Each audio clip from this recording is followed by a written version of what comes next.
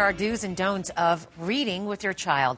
Apparently it can make all the difference in helping them or ruining their confidence. Ryan has some expert advice about what to do and what not to do. Good morning. Good morning, Robin. You know, there's so much we can do to try to help our kids learn to read. So, Robin, we went to a cutting-edge school right here in Atlanta and saw some amazing kids overcoming all kinds of reading disabilities. So we talked to them and we found out some take-home tips that can help any child. Take a look.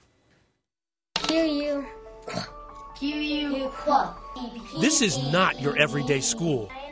Here you'll find kids up at the board, helping each other work through drills and driving the day's lessons. IVE give if. IVE give if. It's one of the many creative strategies you'll find at the Atlanta Speech School, where literacy is at the heart of everything students do. So each group has a vocabulary word, right? Teachers find creative ways to fight what Executive Director Comer Yates calls a crisis in literacy. 82% of our children from low-income families will never read on grade level. That is basically a death sentence around those children being able to realize their full potential. Kids leave Atlanta Speech School back on track and ready to thrive in a traditional school setting. The school caters to each child's individual needs, but there are strategies that can benefit every child. When you're reading with your child, that is the time for conversation. So don't just read the words, try asking questions about a book so your child can build vocabulary and comprehension skills. The children, when they're reading with you, should read a book that really is slightly below their reading ability so they can work on fluency and speed. If you're asking them to read something by which they're building vocabulary, you're asking them to do 2 tasks at one time. That's not effective. So how do they learn new words?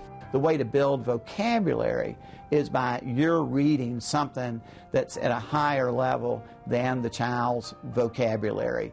And so the child adds vocabulary by taking those words in context. I can count on Lily for a good adventure book. You know, aren't those amazing suggestions? And here's another one, right? When you're reading with your children, I used to love to read with my nieces.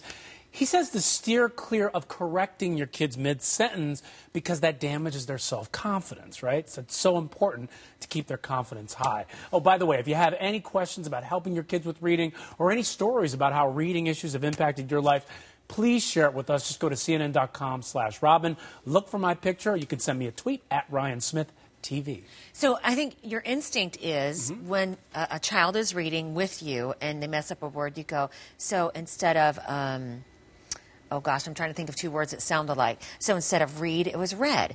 But you're saying do not correct them during it. Maybe go back later on Exactly. and go back later. This is their story time, so it's their time to sort of show you that they know what they're doing. And so you let them do that, and that makes them feel good. And maybe at another time you say, hey, it's R-E-A-D, not R-E-D. Gotcha. Yeah. I like that. Thank you. Sure. Appreciate it.